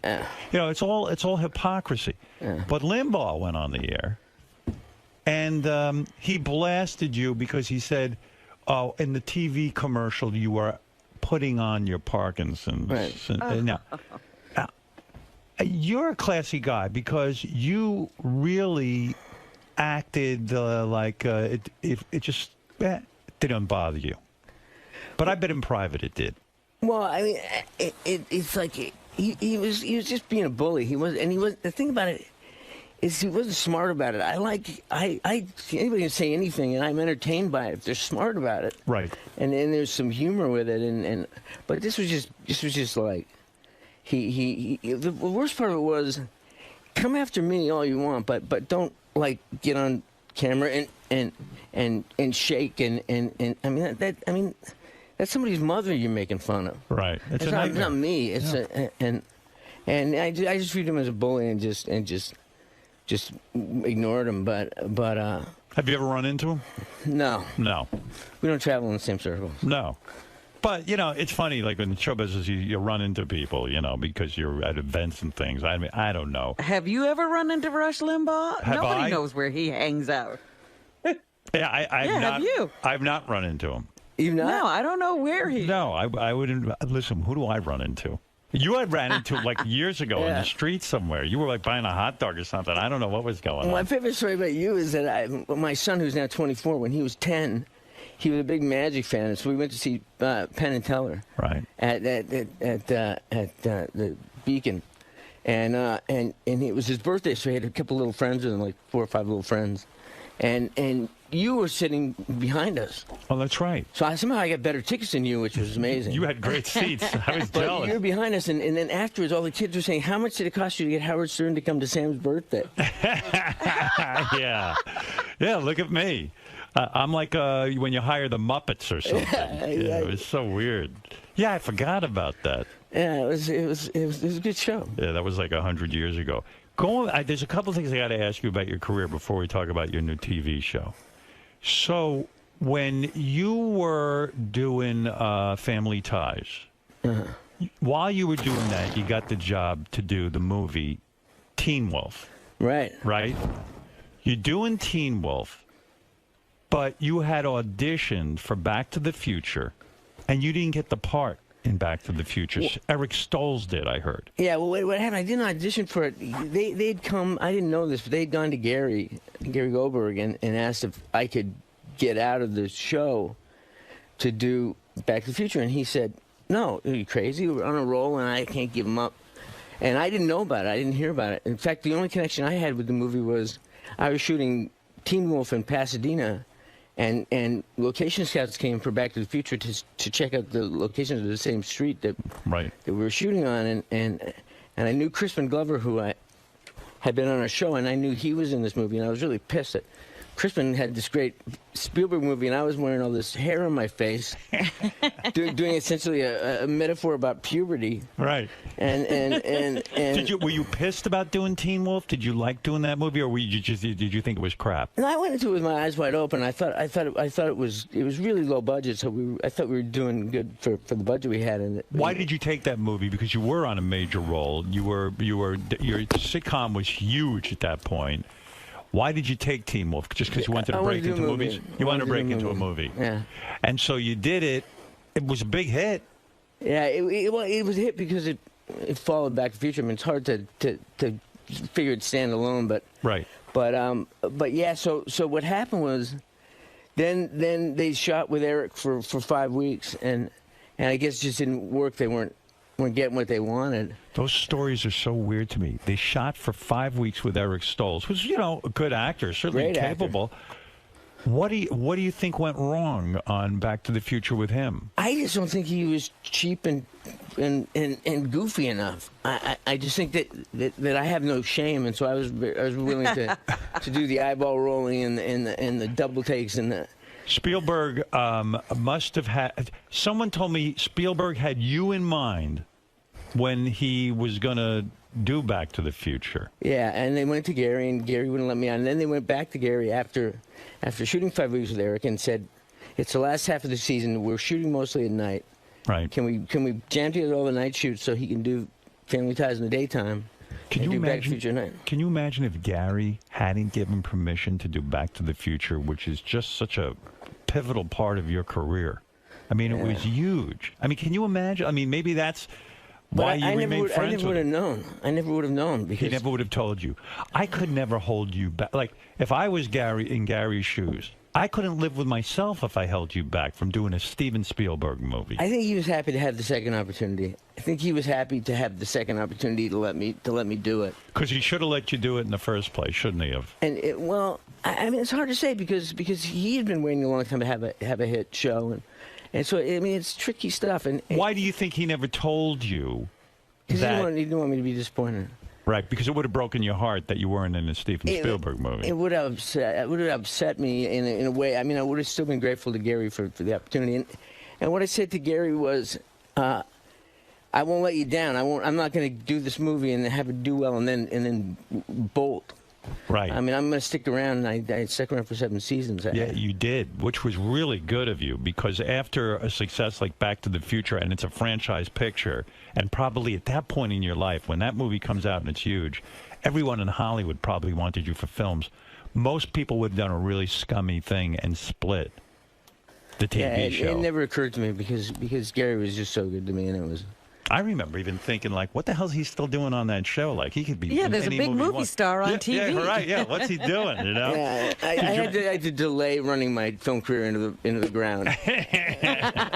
What do you mean? Did you run your film career into the ground? Do you think you played it wrong? What happened was I got all muddied by my diagnosis. Yeah. I panicked and signed a 3-picture deal, and then didn't have a choice of movies that I wanted to do. And you mean you got the diagnosis for Parkinson's? You told you have 10 good years, and so you said to yourself, "Shit, I better do as many movies as I can now and pack it in." Yeah, and then I realized that wasn't the best strategy. But I was never one of those guys that, like, people talk about their career. Yeah. And career. I mean, I was an actor. I was a schmuck. Right. You didn't think it all through. Was it some master plan? It was like if I was smart, I wouldn't be telling Mallory to get off the phone. Yeah. But if you know, in a way, look, we all don't know how much time we're going to have with anything. Right. So the Parkinson's forced you to make a bunch of quick decisions. Yeah. I'll grab everything I can at that point. Because of the position you were in, you probably could have taken your time and picked and chosen a bunch of different things. But I remember a couple of really good movies after Back to the Future. Yeah, there were some good movies. Yeah. It was a strange time because, like I said, the guy told me I had 10 years left to work, and I didn't know. What a terrible thing to go through. Well, it was funny. It was like being the analogy I was making is it's like being stuck in the middle of the road with cement feet, and a bus is coming, and you don't know when it's coming, and you can hear it, but you don't know when it'll be there, and you don't know how hard it'll hit. And then I realized it was stupid to I mean, eventually over time I realized it was stupid to be waiting for that. That I just go on with my life. But you didn't know that then. I mean, how would you know? They described this sort of weird sentence. You're gonna like, who knows? This is gonna screw you up, and it's gonna happen. And so right away you panic. Did you go into therapy right away? I'm talking about psychotherapy. A couple years later, I did. You waited a couple of years. Yeah. Well, I quit. It's hard to explain. My first reaction to it was to start drinking heavily. Did you? I started. What's heavily? Well, I mean, I used to drink to party, but then I was drinking alone and just drinking to just not be. Every day? Every day. So you were self-medicating? Yeah. And then I quit that, and then... How did you quit it? Did you go to AA? Yeah. Oh, you did? So you went to meet, like someone said to you, look, it's getting out of control. Yeah. And you probably were like, well, who the fuck cares? I've got Parkinson's and my career is... Well, no, I mean, all I had to do was put in context with my family. I had a young son, and I was married, and I didn't want to screw that up. And so then, once I did that, then it was about a year of like a knife fight in a closet, where I just didn't have my tools to deal with it. But then after that, then I went to therapy, and it all started to get really clear to me that. What did you learn in therapy? Like, how did it get cleared? Like, hey, this isn't a death sentence, and I can have a life. And it's just one, just take one day at a time. Just whatever happens. Don't project. Don't. And the other thing is, like, when you said to people, like, they don't know how to act. Right. After a while, I figured out that it doesn't matter. I'm just who I am. But were you embarrassed at first? Like when you couldn't control your body, when you couldn't control, let's say, your hand shaking or something, were you embarrassed or ashamed? No, I was just frustrated. Frustrated, yeah. When you were sitting out on the sidelines, like, okay, so you decide that's it, I can't act anymore. You walked away from show business. Was that torture for you? I mean, because you love acting. Yeah, it felt kind of like it just felt helpless. It just felt unfair in a way, but I don't know. It's hard to explain. Well, helplessness is the worst feeling ever. Yeah. Like, when we feel, we're under some sort of magical illusion that we're not helpless, and then it happens, and you just fucking choke, and you go, I'm in a situation now where I'm useless. I can't do anything about it. And that's when it happens. That's when it gets better, because then you realize I don't have any control over this. I don't have, and so fuck it. just be happy for what's going on, and then things started to really turn the other way. Then I got my marriage got great, and my career. I started to. Why did your marriage get great? Because all of a sudden you realize, wow, this person really has my back. She's like with me. Exactly. Yeah, like I really appreciate her for maybe the first time. And people have this Did idea. you expect that she was going to take off the moment there was trouble? I didn't know, but she said she was in, and then I didn't believe that she was in. Right. And then it came clear to me that she was definitely in. She had my back, and she's been amazing. But people have this image of her that she's like this rock, and she's not. She's not like this stoic champion. She's like this cool chick, dude, who like could have bolted, but she didn't. I think that's what people don't get about relationships. Yeah, especially guys in Hollywood, you realize that, there's tons of women out there and trading in and all this. But if you have a woman who really cares about you and loves you, there's nothing better than that. And laughs at your jokes the 19th time around. We make the same joke. And Tracy says, I'm on a loop and it's getting shorter. How's this affected your kids when they saw you going through this in your life? Because you're sitting at home going, shit, I'm a major fucking actor. And now I'm like in self-retirement, and I'm a young guy. Well, my son was really young when I was diagnosed. Yeah. And my daughters were actually, my twin daughters who are now 18. When they were born, that was when I was on the upswing, when I was feeling good. And it was so cool because it was one of the big decisions with Tracy and I was whether to have more kids. Right. And then we had more kids, and it turned out to be twins, and it was just like this great affirmation. It was like, well, cool. And then they've grown up with it their whole lives, and I have an 11-year-old, and so I'm just shaky dad. Right. They just know you that way. If you ask them to describe me, I think one of the last things they'd say was I had Parkinson's. Is it physically painful, or is it just like, I mean, I don't know much about the disease, honestly. It's not physically painful like itself. I think if I have a rough day and I'm like contorting into strange positions after a while, and my muscles kind of like complain, but right. Oh, I mean, is it exhausting? It can be. Right. But everybody gets the thing that I learned, and the thing that I like about the show is that it's about the fact that everybody has their own bag of hammers. Everybody has their own thing. When you decided to come back and do a TV show, were you worried about your health? Were you like, you know what, man, this is going to be a grueling schedule too? Because doing television on that level, and you're the star of the show. Yeah, I was a little concerned about it, but I thought about it. I've been doing like The Good Wife and other shows. Dennis Leary's show I did. Yeah, Dennis Leary's your good friend. Yeah. How close are you with him?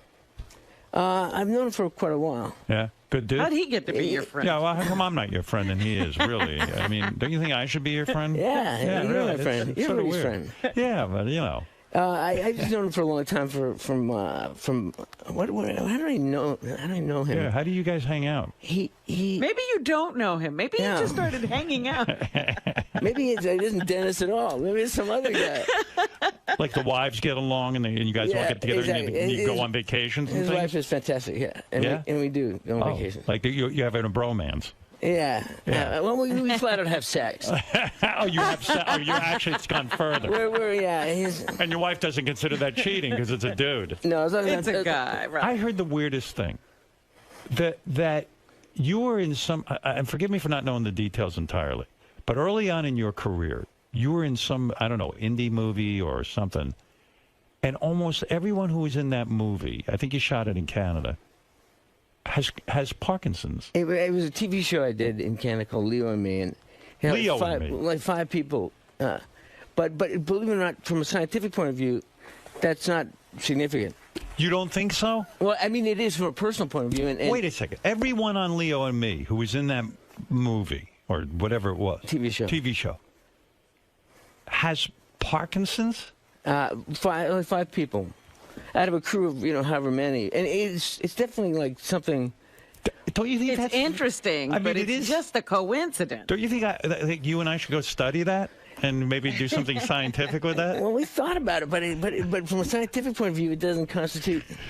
But yeah. Me, you, and Dennis Leary, we'll go in a lab and we'll figure out what's going down here. Maybe we'll come up with a cure. You know what I mean? Let's stop bullshitting those around. Three scientists will definitely crack the case. Yeah, that'd be cool. Are they getting any closer to a cure? I know you raised tons of money. You raised something like $380 million for Parkinson's research, which is awesome.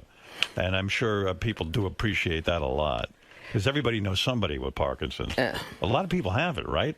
Yeah, well, it's over 1 million in the States and God knows how many worldwide. But are they any closer to finding a cure? Yeah, we are. The thing is that I kind of learned when I got into it is that the whole system is screwed up. Yeah. And so we had to kind of reinvent the way it's done. Because people don't talk to other people, scientists don't share research. It's like silo. It's like academic piles on top of government, piles on top of pharmaceutical, and it goes straight up and it doesn't go forward. So frustrating, right? So we're trying to find a way to tip the silo over, make it a pipeline, and get information moving through. And we're really doing a lot of. I mean, I'm no scientist, as you know. I was fart man. But it seems to me, if we got all these guys talking, and these stem cells seem to do something. It seems something. And there's stuff like gene therapy, and the other thing that we're doing is gathering information that wasn't gathered before. We're trying to find a biomarker so that we can identify, because by the time I was diagnosed, 85% of my dopamine-producing cells are gone by the time I show symptoms. Wow. So if we can figure out a way to figure out who's going to have it before they have symptoms, we can find a way to retard progress. And right. If they could have identified that even in terms of you being an infant, if they could identify that, then you probably never would have symptoms. Right. We find a way to treat it. Yeah, that'd be cool. I got to invent that. Yeah, we're working on that. So we'll bring you in. We'll bring you in to close to the closing strokes. Imagine I invent a cure for Parkinson's. Boy, I'd probably go down in history. Finally, people would accept you. So the 𝗦𝗵cie𝗄𝗿𝗍 show. Did you want to call it the 𝗦𝗵cie𝗄𝗍 show, or was that a little intimidating? It was a default thing. It was just like anything we called it, people went, "Oh, that's the 𝗦𝗵cie𝗄𝗍 show." Right. So we figured, yeah, might as well go with it. Might as well go with it, and I think they figured like they're paying for it, so they might as well call it that. What are we looking at in terms of competition? Anything major? 2.5 Men. You could beat them. Hey, wait a second. That's sort of weird. 2.5 Men. Yeah, they're ready to be knocked off, right? You could do it. You're the king. I have a hard time thinking of TV as a blood sport, but it is a blood sport. It is. So I might as well get used to it. Oh, it's awful. And so we're at to kill them. Will you check the ratings the next day? Yeah, I'm actually going to be traveling, but I'm sure they'll call me and say, your career's over. you're out. Remember that retirement you took? Well, you're back in it. You've done yourself what Parkinson's couldn't do to you. Yeah. And they shoot this thing like you got to memorize a whole script every week, right? Well, but we shoot one camera film, so you do. We take each scene as it comes on and then knock it off, and we don't do it again. Whereas like with 4-camera film, you rehearse it all week. And who's your lead in? The Voice? Our lead in is going to be Sean Saves the World. Sean Saves the World? Does that do well? It's new. Oh, it's new. Yeah, I was going to say nobody knows what that is. You got to follow The Voice. Yeah, that'd be good. Yeah. I'll make some calls. I know all of them. They love me over there. Once you get the Parkinson's thing figured out, then yeah. First let me straighten out your TV career. That's way more important than curing Parkinson's. Yeah, it's an immediate concern. Does Parkinson's make reading really difficult when you have to read your script every week? It makes reading the newspaper hard in the morning. It's like rattling and. Ay. But you get used to it. I mean, it's just. What a challenge. Sex still good? Sex is great. That doesn't ever get affected. No, that's. I mean, the only thing I always say, the only thing about sex is deciding who's going to be the agent of motion. Yeah, who's moving faster? Yeah. But yeah, right. You get some new moves, I guess. Yeah. And what about the kids? Are they going to be? Do that again? I can't do it again. That just happened. That was spontaneous. That just happened. Yeah. Do the kids want to be actors? My youngest probably, but my older ones no. My son Sam is got a job in kind of quasi real estate and he's doing real estate. Well, he works for a company called One Fine Stay, which is sets up luxury houses for people that travel. So if you get a big apartment on Fifth Avenue and you want to stay in London, and they'll hook you up with apartment in London, and you can rent your apartment in New York. And are they afraid they're going to get Parkinson's? There's a biological component, right, that can be passed down genetically? They don't. Genetic? They don't have it. They don't have the gene. We know about a few genes that LRT2 and alpha-synuclein, and they don't have. Thank God. Yeah, it's cool. Yeah. So the show goes on. I hope it's big and successful for you. You're such a good guy. I mean, it'd be great. And you, and so let me get this straight. It's the Michael J. Fox show, but it's about you as Michael J. Fox leaving show business and then having to raise a family? Well, it's about me as a character named Mike Henry, who's a news guy. We wanted to find a way to be famous, but not be like ultra famous. And like in New York, people know their local Chuck Scarborough, whoever. They love the local news guys, and they're kind of revered. Yeah. And so he's one of those guys. And the story is he was doing that. He got diagnosed, and like me, he said, "Oh, I got to change everything." So he left his job, and then 5 years down the line, he's like, "What am I doing? I'm driving my family crazy. I'm at home. I'm not doing anything. Right. And I might as well do my old job." So he goes back. Oh, so he goes back. Yeah. Was NBC nervous hiring you because they were afraid you were ill or it wouldn't go over because you had an illness? I'm sure there's some insurance issues, but are there really? I mean, I'm sure that they had to. Yeah. They had to buy some insurance, but no, they were great. They've been great to me. That's great. And the great thing is, like, as long as I play a guy with Parkinson's, I can do anything. Right. I just can't play a guy who doesn't have Parkinson's. I can play any kind of guy. You could be Batman with Parkinson's. Yeah, exactly. I'd watch that. I don't give a shit. I could be Hamlet with Parkinson's. What an idea.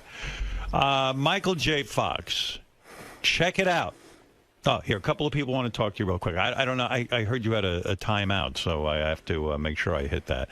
Scott, go ahead. A time limit. A time limit, yeah. Hey, yeah, go ahead. Hey, Howard, it's great to be on. I recently got diagnosed with Parkinson's, and I was in the pesticide industry for about 15, 20 years. And I was wondering if Michael J. Fox's foundation has done any research on that. Don't you think that everyone who gets it, the part of the process you go through is like, okay, now I got to figure out what caused this. Why? Yeah. Was it the movie? I mean, you probably went, hey, wait a second, that TV show I did in Canada, everybody got Parkinson's, or you start to go, I work in the pesticides. The point is, you'll never know. What I didn't hear him say. What industry did he work in? Pesticides. Yeah, I'm not an expert, but I would say that probably has something to do with it. Scott, let me ask you a quick question. Were you in the TV show Leo and Me at all? No, but I tell everybody the best part about Parkinson's is you ain't got to try to whack off. It just does it for you. Is that true? When you beat off? He's going to sit and forget it. Well, you don't control the rhythm, so it's probably like being with a woman. It's like you can't control your own masturbation. It's like a bad hand job. Is that really true? Yeah. When you masturbate, your hand just goes out of control? Well, I don't do it the frequency I did as a younger man, but yeah, it just goes on its own. That's crazy. It's like brushing your teeth. That's a whole new thing every time. And brushing your teeth, you just kind of lock it in a position and then it goes. I heard a beautiful story that Muhammad Ali called you personally. Yeah. I don't know how many years ago that was. That was about 10, 15 years ago. 10 or 15 years ago. And he said to you quite simply, we'll get through this together. Yeah. He said now that you're in the fight, we'll win. And it was just an amazing moment. Yeah. I would cry. The story gives me the chills. I did cry. You did, yeah. I can see that. I mean, what a gracious thing for him to do. Yeah, he was amazing. I've met him and been with him many times since, and he's really in rough shape now. But he is. Yeah. But don't you think he got his Parkinson's from the fight game, from getting? Well, but again, you don't know. It definitely had. I'm sure that kind of getting punched in the head by Joe Frazier can't be good for you. No. But yeah, that's the thing. Like you say, do I wonder what? I personally don't wonder what caused it. It doesn't serve me. Right. I got other stuff to do. I get into the blame game with all my stuff, all my personal shit that doesn't go right in my life. I have to find something to blame because I think it gives me control. Yeah, and that's the big lesson for me. Was like I said before, was realizing that I'm along for the ride. So the thing is to make the best out of it, and I'm able to do this thing with the foundation and give people that have it some assurance that someone's doing something. Do you want to talk to and it doesn't really matter how you got it. You got it. Yeah, exactly. You want to talk to Eric, the actor? Yes. All right. All right. Eric, please don't go on and on. Make a statement and that's it, or a question. I just have a question. I was wondering if Michael J. Fox thinks that there will be more and more characters in movies and TV shows with disabilities anytime soon. Yeah, we've gotten Eric a whole bunch of roles. He's in a wheelchair and stuff. We've landed him a few parts. So that's great. Well, he sees this as Eric. What do you want a part? This is a stepping stone. This is a stepping stone for Eric now that Michael's on a regular television series. Well, I mean, I hope so. I mean, I think look, what I think is cool is that we should not only should there be more actors with disabilities in shows, but they shouldn't play the soft piano music and do it in slow motion and. Right. Get all. I mean, people with disabilities can be assholes too. Right. Exactly. Yeah. That's why I treat Eric like an asshole, right, Eric? Eric is an asshole. Yeah. Right. He It's acts great. like an asshole. I love people say, "Why do you love him?" I said, "Because he's a regular guy. That's it." Eric, I'm working on getting you in the James Caan show. Forget about it. I don't think Michael's looking for you. One last question from Mike in Pittsburgh, Pennsylvania. Go ahead. Hey, good morning, guys. Morning. Michael J. It's an honor to speak to you. Thank you. Do people with disabilities want to befriend you and stuff now? I mean, like they come up like they think they should be your friend? Well, they are my friend. They are your friend. Everyone is your friend. Everyone's my friend. It's easier that way.